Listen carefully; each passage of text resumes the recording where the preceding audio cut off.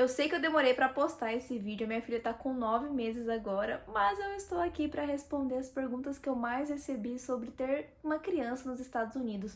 Quanto custou, se foi de boa, né, se os médicos me atenderam tranquilamente, a questão do inglês. E eu acho que todo mundo quer saber se foi muito caro. E eu vou contar pra vocês como que foi a minha experiência de ter tido uma filha lá. E eu já vou adiantar que foi bem mais tranquilo do que eu imaginei. Quando eu descobri que eu estava grávida, eu simplesmente caí em um choro, que eu fiquei dias chorando em desespero, com medo de ter filho lá. Porque muita gente demoniza um pouco o parto lá, porque fala que lá você não tem direito de escolha, que você tem que ter parto normal e pronto, acabou, você não pode escolher cesárea. E comigo não foi bem assim, né? A minha médica sempre foi muito aberta comigo, inclusive a minha médica era brasileira. Eu tive a minha filha em outro estado, eu morava na Virgínia e a minha filha nasceu em Maryland, porque lá tinha uma médica brasileira, aliás, tem ainda, né? E ela foi super querida, super, né, atenciosa comigo.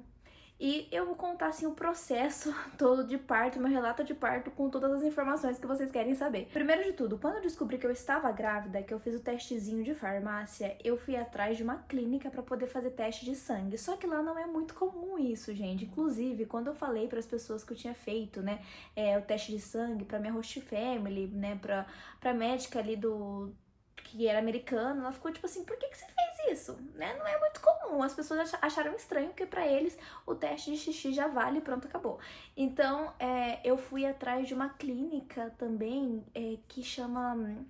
É clínica de atendimento à mulher lá, sabe? E lá tem umas clínicas gratuitas, inclusive ela faz aborto, tipo assim, se você quiser, né? Tanto que você chega lá e eles perguntam o que você quer fazer. Se você quer continuar com a gestação, se você quer interromper a gestação, você passa por um psicólogo, eles fazem o primeiro ultrassom lá pra você, te passam as instruções do que você deve fazer, quais são os próximos passos. Às vezes até indicam clínicas que você pode ir, né, ser atendida por médico e tudo. E foi super legal, gratuito. Inclusive eu ganhei uma cestinha de presente, assim, sabe? Uma sacolinha com coisinha de autocuidado, falando parabéns pela criança, com creminho, coisas de unha, assim. Eu achei, assim, todo mundo muito fofo e a psicóloga também muito querida. O meu inglês não era dos melhores e eles foram muito queridos no atendimento. E depois disso, eu fui atrás de médico e eu queria muito encontrar uma médica brasileira. Em Maryland tem uma comunidade muito grande de brasileiros e eu morava na Virgínia. Mas eu queria muito uma médica brasileira justamente porque eu não entendo termos médicos em inglês. Eu sempre comunicar em inglês, mas eu também não tenho aquele inglês assim surreal de bom, sabe? Eu tava com muito medo, eu queria alguém que entendesse a minha língua, sabe? Então eu fui atrás dessa médica, eu demorei mais ou menos 4 meses pra conseguir adquirir o plano. Eu fiz um plano em outro estado, em Maryland mesmo, eu fiz o Medicaid, que é o plano do estado né, de Maryland, mas Medicaid é o nome para todos os estados dos Estados Unidos, tá? Mas cada estado tem seu Medicaid. Cada estado você tem que aplicar para o Medicaid diferente, porque cada um tem a sua administração e seu jeito. Inclusive da Flórida, quando eu me mudei, né? Isso daí é pra outra história, minha filha já estava viva.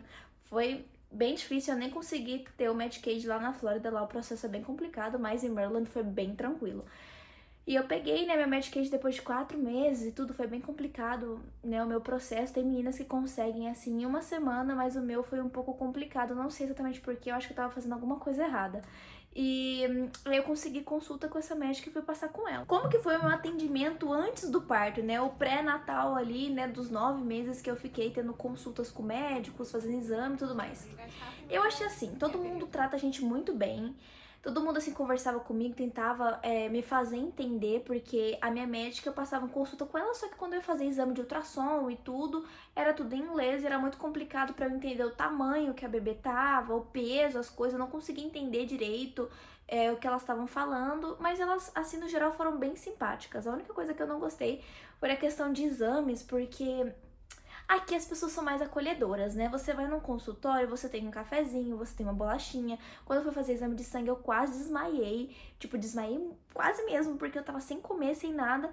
e simplesmente lá não tem uma bolachinha, não tem nada. Uma mulher da recepção teve que me trazer uma bolacha da bolsa dela pra eu conseguir comer e voltar à vida, sabe? Então isso eu achei meio xoxo lá, sabe? Eu senti muita falta do calor humano que a gente tem aqui no Brasil e cuidado, assim, com o cliente que o brasileiro tem. E agora a questão do parto, né? Quando eu tava com 37 semanas, eu tava com a barriga bem pequenininha, eu fiquei com a barriga bem pequena. A gente descobriu pelo ultrassom que a bebê não estava crescendo mais, que ela estava muito pequenininha e que não era mais saudável porque provavelmente ela não estava recebendo mais os nutrientes que deveria dentro da minha barriga. Então, minha médica brasileira me ligou e falou assim, olha, eu recebi, né, porque eram clínicas diferentes, porque eu tive diabetes gestacional, que foi uma coisa interessante, porque eu ganhei tudo. Eu ganhei a maquininha de furar o dedo, eu ganhei as tirinhas, eu ganhei tudo deles para conseguir fazer o acompanhamento, tudo. Inclusive, eles me encaminharam para uma médica especialista em diabetes gestacional, e foi assim, super ok, ela me atendeu, fez meio que uma tabela nutricional, foi meio difícil entender inglês e tudo, mas deu tudo certo. E nesse médico aí fazendo um acompanhamento, a gente foi fazer a ultrassom, a gente descobriu isso, ele pegou o ultrassom na mesma hora, já mandou pra minha médica. Eu achei isso bem legal, assim, a comunicação deles. E ela me ligou falando assim, olha, eu vou agendar o seu parto pra hoje, tá bom? E a gente vai pro hospital e tudo, vou encaminhar lá pra eles deixar um quarto pra você, porque você vai se internar hoje. Isso era uma quinta-feira. Cheguei no hospital quinta-feira, 4 horas da tarde, o hospital assim super ok, ele chama Holy Cross em Maryland, bem ok, assim mesmo, parece até o hospital de Grey's Anatomy, achei bem legal. Me senti no filme lá, confesso. E eu cheguei 4 horas, o Hugo também, meu marido foi comigo e tudo, né, ele deixou o trabalho dele e foi lá comigo. E ali já eu comecei a tomar as pequenas pílulas para poder induzir. Era um quarto. Pensa um comprimido, você cortar em 4 e você tomar um quarto. Um pedacinho de nada mesmo. A cada... Eu não lembro qual que era o intervalo de tempo, se era a cada 3 horas, alguma coisa assim, tá? Eu não lembro o intervalo de tempo, mas era um quarto a cada algum intervalo de tempo. E nessa noite, foi uma noite que eu sofri bastante, porque eu tive uma enfermeira que não foi legal, né? Quando eu cheguei lá e fui de fato pro quarto, a parte da janta já tinha acabado, porque eu demorei pra conseguir entrar pro quarto, sabe? Ficaram enrolando um pouco pra eu conseguir entrar. Nossa, falei meio enrolado agora. E quando eu entrei não tinha mais janta, e a gente comeu, né? Pediu alguma coisa de fora e comeu lá um fast food e tal, né? Tranquilo. Mas a enfermeira da noite, gente, eu não sei o que acontece. Ela tava em treinamento pelo jeito e ela tava querendo me usar de cobaia. E eu conto até no meu vídeo no TikTok que eu sofri algumas coisas muito chatas com ela, e ela foi assim a pessoa que me traumatizou naquele hospital, porque ela era uma querida, tipo assim, passiva-agressiva, entendeu? E ela me furou muitas vezes pra tentar tirar sangue meu, ela queria tirar sangue meu através da minha mão, só que a minha mão não sai sangue, e eu expliquei isso pra ela, e ela insistia, e eu não tenho muita boca, entendeu? Eu sou uma querida que não quer atrapalhar o serviço dos outros, mesmo ela estando me machucando, e aí minha mão ficou muito roxa, e eu falei pra ela furar aqui, né, através do meu braço, e deixar o acesso aqui, né, que é o acesso de, se caso precisar colocar soro e tudo, deixar o acesso no braço. O que que ela fez? Além de furar umas 4, 5 vezes minha mão, que ficou extremamente roxa durante uns 2 meses, ficou tudo verde, roxo aqui minha mão, ela simplesmente deixou o acesso a noite inteira aqui. E, gente, eu não dormi essa noite de tão dolorido, meu braço latejava de dor, assim, ó, parecia que tava enfiado errado, provavelmente, e é uma dor, assim, que ia puxando os nervos do meu braço. Sério. E aí eu não dormi essa noite inteira, aí chegou outra enfermeira, eu falei pra ela, aí ela modificou o acesso pro meu braço novamente, e aí tudo se resolveu, graças a Deus. E aí começa a história, né? Que daí passou mais um dia inteiro, já fazia 24 horas que eu estava no hospital, até que eu cheguei pra minha médica e perguntei, né, querida, eu não estou sentindo muita coisa, né, não tem nada muito diferente aqui comigo, né, já faz um dia que eu tô aqui, como que funciona esse processo de indução, né, ele é rápido, demorado, e minha médica tinha acabado de entrar em plantão no hospital, era acho que 4 horas da tarde de sexta-feira, né.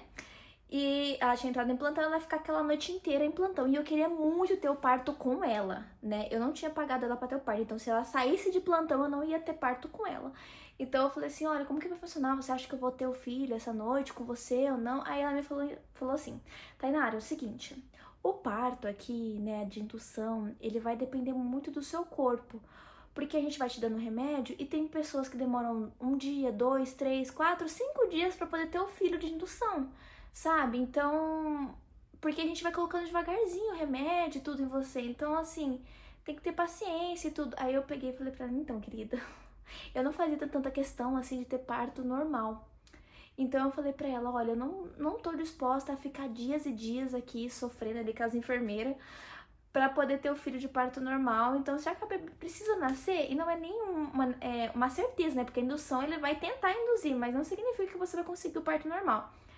Vamos agendar a cesárea? Vamos. Aí ela pegou e tudo mais, querida, falou assim, beleza, então vamos agendar a cesárea. E a gente agendou aquele mesmo dia, às 8 horas da noite. Lembra? 4 horas da tarde, ela agendou 8 horas da noite. Só que alguma coisa aconteceu ali no meio do caminho.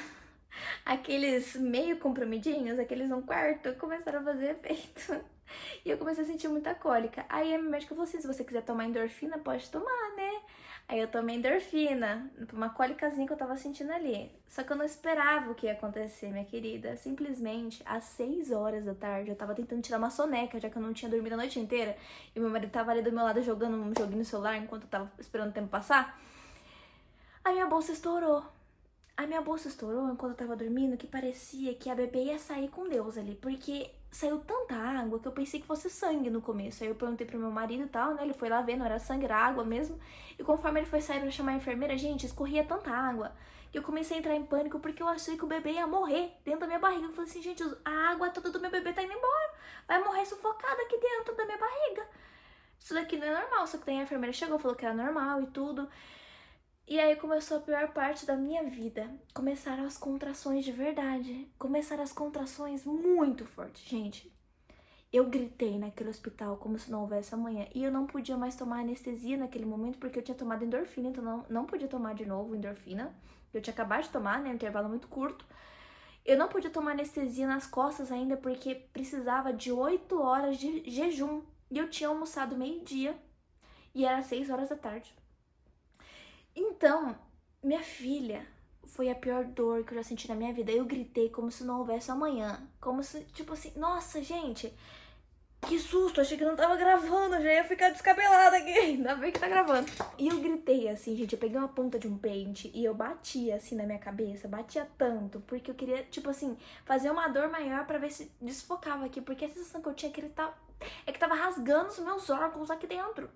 Eu sentia como se eu fosse morrer, literalmente. Eu gritava, meu Deus, Senhor, help me!